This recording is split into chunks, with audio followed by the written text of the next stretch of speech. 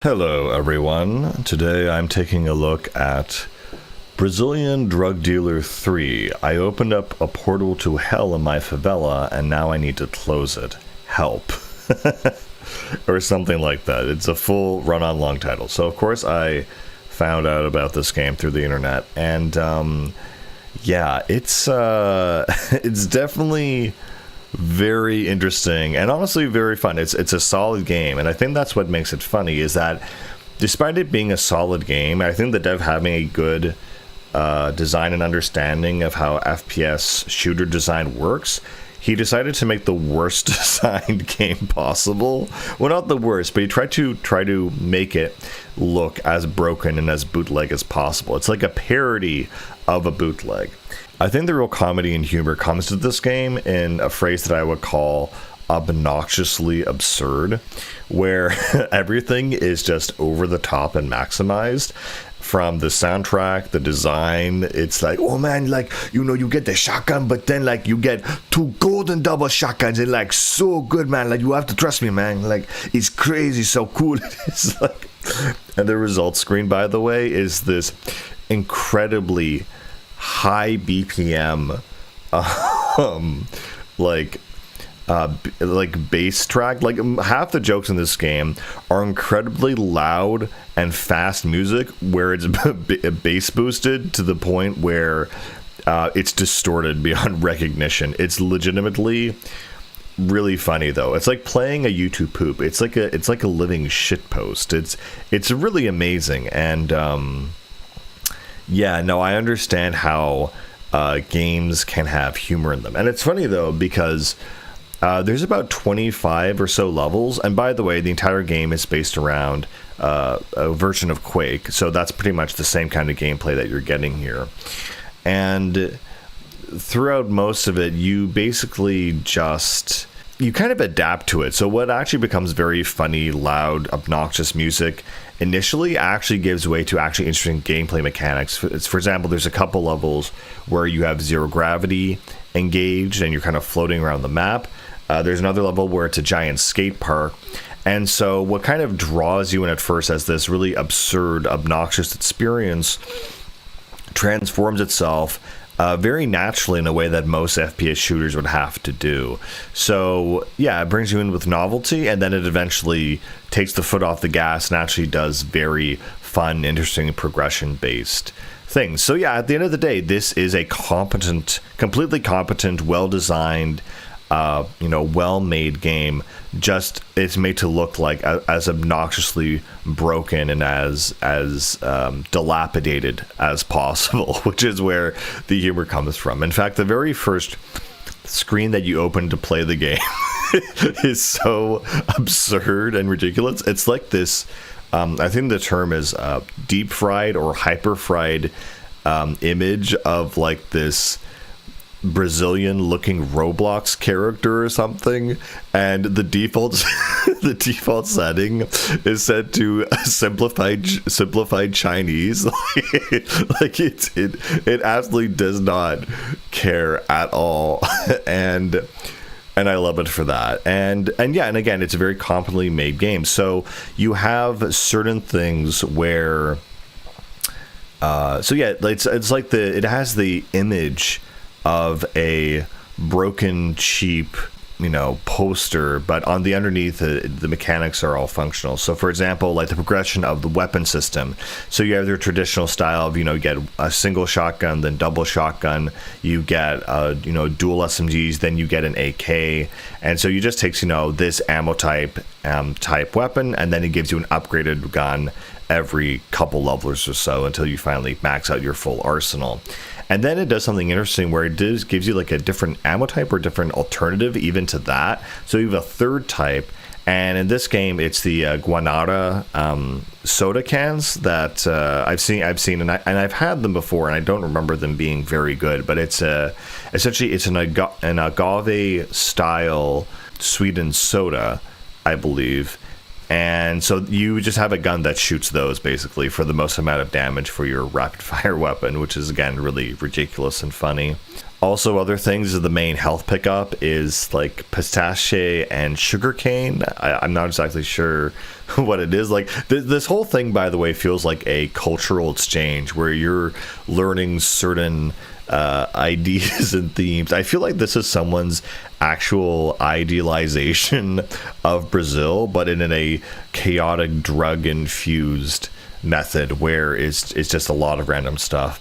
A lot of the enemies, again, revolve around actually football culture and football fans and football teams. Like half the enemies are apparently references to soccer or football games and sports and culture.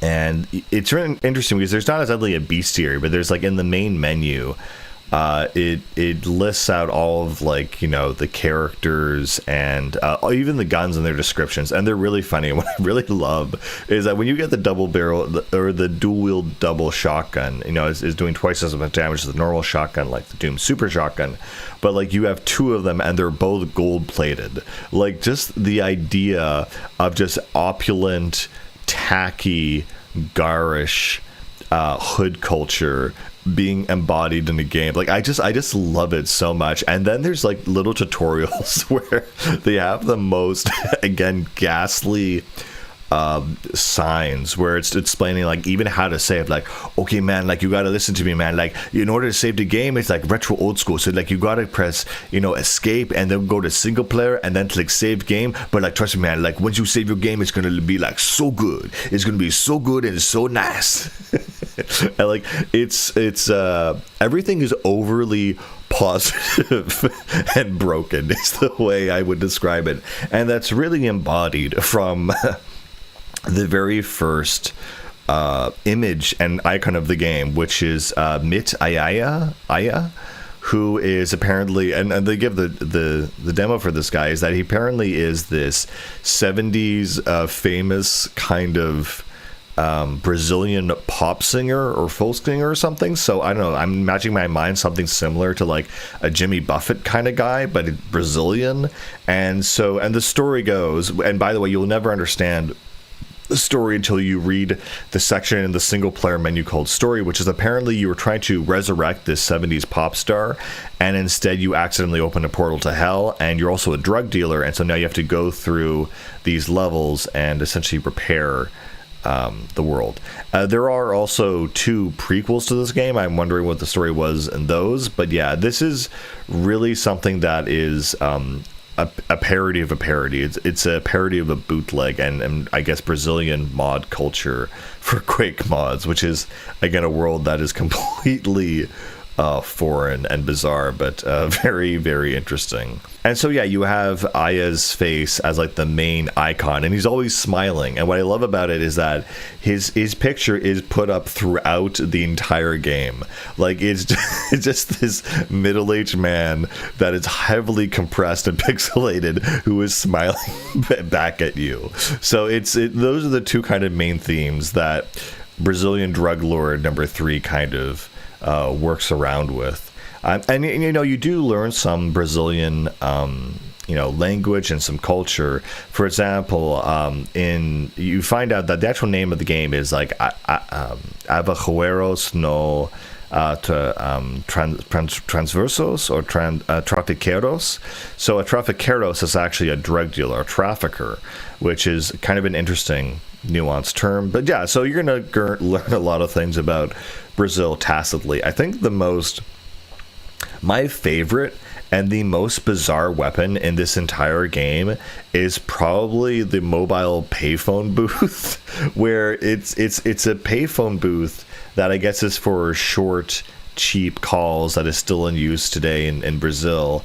And I was in Brazil, I think a few years ago, or maybe almost a decade ago now, actually. So I never saw these, but there were these kind of green and yellow payphone booths that were kind of iconic, I guess, up here in Canada, be similar to like a Bell or a Telephone or a Rogers telephone booth. Actually, no, sorry, we never had Rogers telephone booths. It'd be a Bell telephone booth. So yeah, it's a very interesting cultural exchange, and I just love the fact that you're picking up. It looks like something that should be destructible in the environment. But you pick up these telephone booths as ammo for your gun that is apparently shooting coconuts, which you'd never know unless you read the item description. I honestly think that was actually one of the weaker weapons in the game because it's the evolution of the rocket launcher. And oh, by the way, I laughed. So I think the hardest I laughed is when I got the broken rocket launcher. And again, it's also gold plated. Like half the guns in the game are gold plated because of thug culture. And the funniest thing is that it shoots grenades. So it's a rocket launcher that will shoot a rocket modeled object, but it'll lob it because the thing is broken. It can only do arcing versions of it. I just thought it was so funny. But yeah, and the rocket launcher, when you do get it, it actually does shoot directly straight on. But the advanced rocket launcher, the one with the payphone, it shoots 3 of them at once, but it doesn't shoot 3 full rockets. It doesn't do as much damage. So I kind of thought that was kind of I don't know, like I only really used that when I got quad damage, which I think was in the form of an onk or a hammer or something. Yeah, and also there's just, satanic sigils throughout the game. Again, just really badly compressed images that are stretched and pixelated and absolutely unrefined. And I think what really stuck out to me was one of the reviews I read of this game as I was doing my review for it, is they said, for a long time, they didn't make their video game or make their passion project because they thought, well, it's not polished enough. It has to look a certain way, it has to feel a certain way. There has to be a certain standard and level of quality to it. And he said, after playing this, I realized it did not matter at all, because what it's really about is if the game is fun or not. And he was so self-conscious, but he said, after playing this, I've realized there is no better way to make a game other than Brazilian Drug Lord 3. I opened a portal in my Favela. I need to close it. It's legitimately a fun game, and just ridiculous how stupid it is. And I think the soundtrack really lends itself to that. The soundtrack and the fact the guns, I think the shotgun is using some horrible sound compression, so it sounds distorted and loud and broken. And I don't know, it's like if you got a really talented game maker make an absolutely broken ass piece of crap, or something that looked like a broken ass piece of crap. It feels really funny. Oh, something else I forgot. So of course it has a key system similar to Quake, and in this system you essentially have the silver key of destiny and what did they call it? The golden key, but it's not just the golden key. It's called that golden ticket key. And then, and then you also have a lot of the pickups. You'll say you'll get bullets, but there'll be no space. So it's you get bullets, or you get bullets or something. So it's just, yeah, it's overly positive, overly everything's broken, everything's destroyed, but it's overly positive and optimistic about everything. It's kind of the vibe that this game gives, and it's a lot of fun, and it's decent. I think the game maybe goes on for a little bit too long, but this is the definition of a passion project. And even after you do the final boss, there's even a little epilogue, so you have the final level where if you find the key and go back, you can find the Lego Roblox version of the game's creator's little Easter egg. It feels very wholesome. It feels very genuine. And when you look at the credits, it's that old school style of credits where it's really badly pixelated pictures of 240p pictures of the actual developers of the game, and there's 4 people, and they use their real life images heavily compressed. So I don't know, it's a very wholesome kind of fun experience. The one stipulation I have to give you though is do not under any circumstances play with headphones. It should be obvious, but do not play with headphones when you play this game. You will not have an enjoyable experience.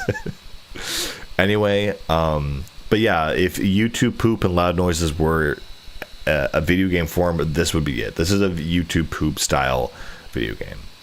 Anyway, guys, that's pretty much what I have to say for this one. It's very fun, very short, very niche game, but something I really enjoyed and wanted to talk about. So with that being said, I'll see you later.